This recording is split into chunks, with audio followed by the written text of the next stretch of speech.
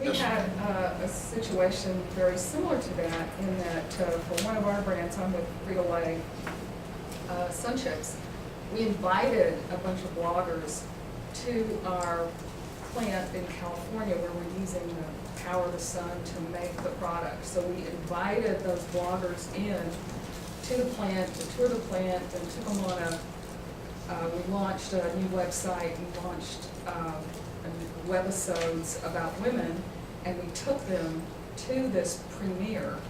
Well, oh my gosh, and they were key bloggers, and they were blogging at the time they're doing this to all of their audience. So it was a pretty powerful impact, and happened pretty fast.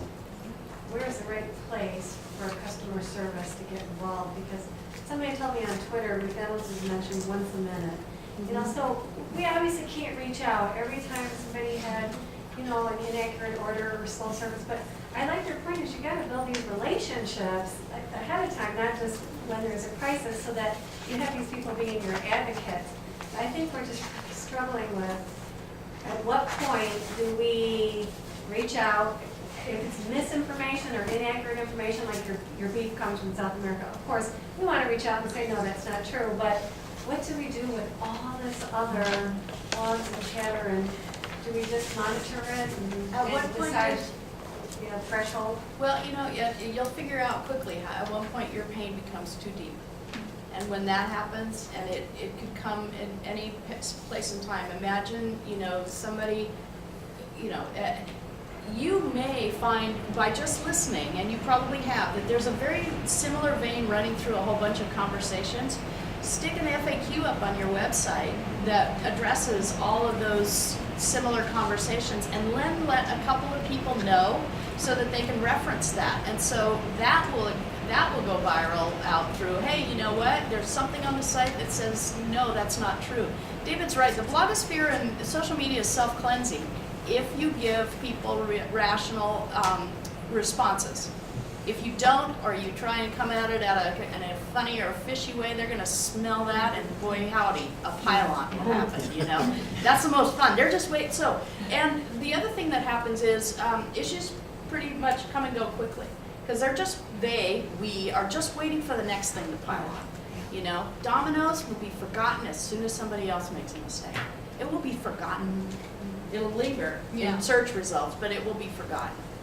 So, yeah. I would suggest that you define some metrics, because you can always have, you become chicken little if you don't.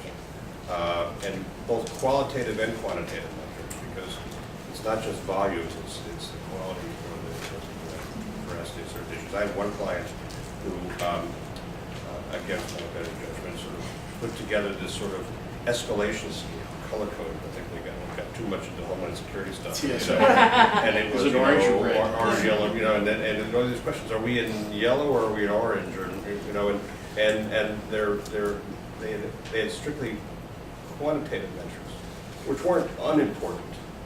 But you know, I would tell them, I said, okay, I can, you know, I will trade, you know, 50,000 blog hits for one New York Times call. You know, so just as you sort of define qualitatively media, in incoming media, you got to define qualitatively, you know, that kind of chatter out in the various sites. Yeah. And that can be part of your listening strategy. I mean, you can monitor on your own, and you can do the Google alerts, but you can also, you know, lots of companies, not just Nielsen, out there that can help you understand what are the topics driving the discussion. You know, when does it kind of reach a threshold where you should be paying attention? What's the sentiment behind it? Is it neutral? Is it mixed opinion? Or is it negative and positive? Those sorts of things. So there is a way to you know, analyze it quantitatively as well as qualitatively through just understanding, you know, what are some example verbatim and things like that. But I think that, you know, it's unfortunately the downside of 1 billion served, right? Right. And if do you have a McDonald's Twitter account?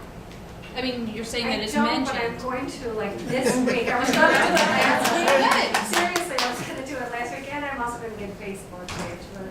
But, yeah, but, you know, and so we're really learning a lot about it. But, I know that our, like I said, our PR, US Communications are on it, and they do, you know, do the neutral impact. I think they use the Nielsen product, and right. And so, and they're interested in quality and ingredients, and you know, a lot of very important things. But again, I think customer relations has to get into really, really fast and Yes. decide what part we're going to play in the whole, you know, team of McDonald's folks looking at this. Just defining any role, you wanna make sure that you have defined a space for yourself, because they'll leave you out of the conversation, and that's where you're Right. gonna maybe get taken advantage of. Right. For me, just listening to this, for me, the question is how to track or quantify the blog chatter. And I would imagine there's going to be technology that will come out of this, because right now, do we want to get that chatter into our CRM system so that we can track it? Or is there a new opportunity for new technology that will do for blogging what CRM systems do for our phone, mail, and email? There's an opportunity out there for someone to get rich, I guess, to find that. There are people who are working on all of that, and there are some really nice products out there today. I just think you're gonna see more and more and more of them, so that it will be much easier for you to do your jobs in a year.